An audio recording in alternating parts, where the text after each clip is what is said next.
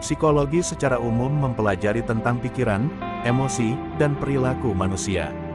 Namun, psikologi manipulatif fokus pada penggunaan taktik manipulasi untuk membujuk, menipu, dan mengendalikan orang lain. Banyak taktik psikologi manipulatif yang kita hadapi setiap hari tanpa kita sadari.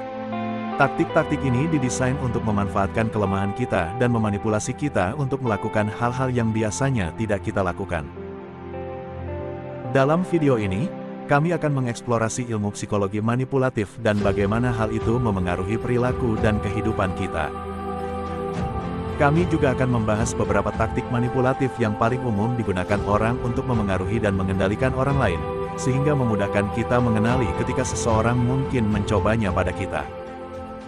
Mari kita bahas 6 trik psikologi manipulatif yang harus diwaspadai. Nomor 1. Psikologi terbalik.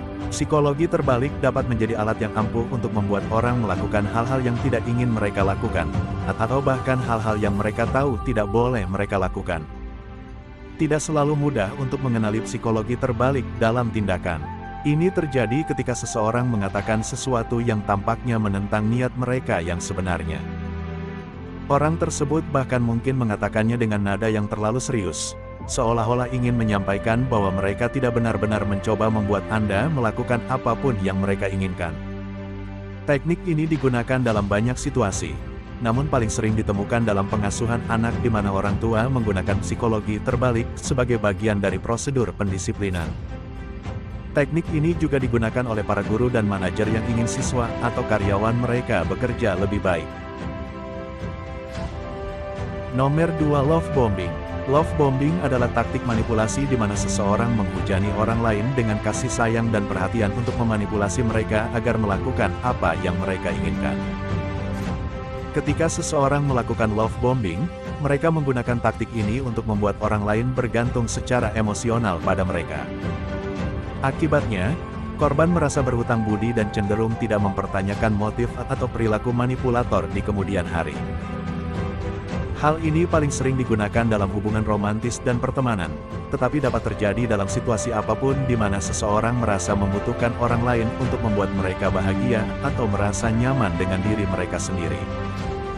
Sangat mudah untuk terbawa oleh perhatian semacam ini, bagaimanapun juga, kita semua ingin orang lain memperhatikan kita. Namun, hal ini bisa berbahaya dalam jangka panjang. Nomor 3. Persuasion and authority. Persuasi melibatkan penggunaan argumen atau himbauan yang meyakinkan untuk mengubah pendapat atau perilaku seseorang. Trik ini biasanya digunakan oleh politisi. Politisi cenderung menggunakan argumen persuasif untuk meyakinkan orang untuk memilih mereka.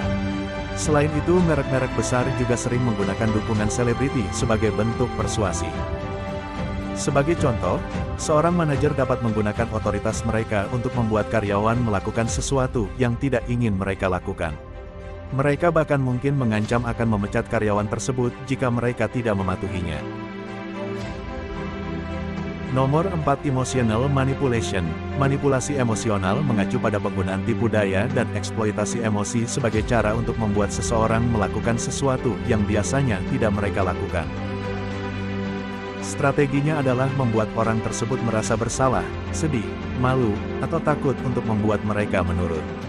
Misalnya, si manipulator mempermainkan korban untuk mendapatkan simpati dan mendapatkan dukungan.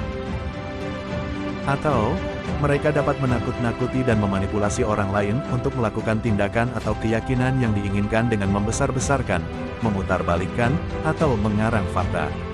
Mereka bahkan mungkin menggunakan pemerasan emosional. Bentuk lain dari manipulasi emosional adalah membuat seseorang merasa berkewajiban untuk melakukan sesuatu. Tidak terlalu sulit untuk menjadi korban manipulasi jenis ini karena bisa jadi tidak kentara, tapi begitu Anda tahu tanda-tanda apa yang harus dicari, akan lebih mudah untuk tidak terjebak.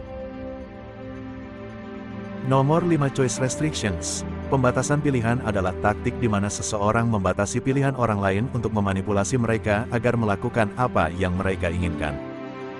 Ide di balik taktik ini adalah, jika seseorang memiliki lebih sedikit pilihan, akan lebih mudah untuk meyakinkan mereka untuk memilih salah satunya. Sebagai contoh, seorang penjual mungkin hanya menawarkan 2 pilihan mobil yang sesuai dengan anggaran dan kebutuhan Anda. Dengan cara ini, akan lebih mudah bagi mereka untuk membantu Anda memutuskan memilih sesuatu barang yang mereka tawarkan. Dalam situasi lain, taktik manipulasi ini bisa lebih berbahaya, seperti menahan informasi atau sumber daya untuk membatasi kemampuan pengambilan keputusan seseorang. Penting untuk mengenali taktik ini karena taktik ini dapat digunakan dalam berbagai situasi dan oleh orang-orang yang tidak terlihat manipulatif. Nomor 6. Gaslighting. Gaslighting adalah taktik manipulasi di mana seseorang membuat Anda mempertanyakan kewarasan atau realitas Anda.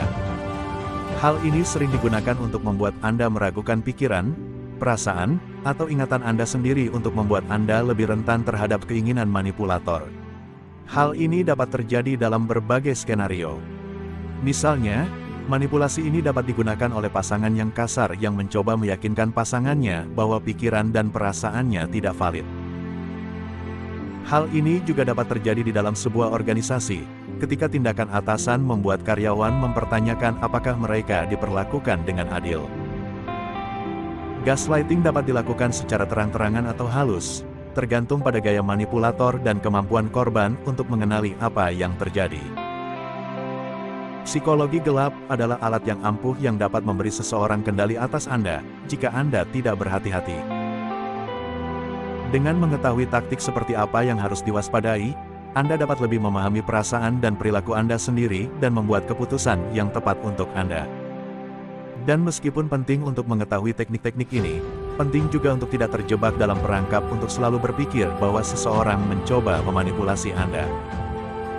Saya harap video ini memberikan pemahaman yang lebih baik kepada Anda tentang taktik manipulasi yang sering digunakan, sehingga Anda bisa mengenali mereka dalam tindakan dan menolak pengaruh negatifnya.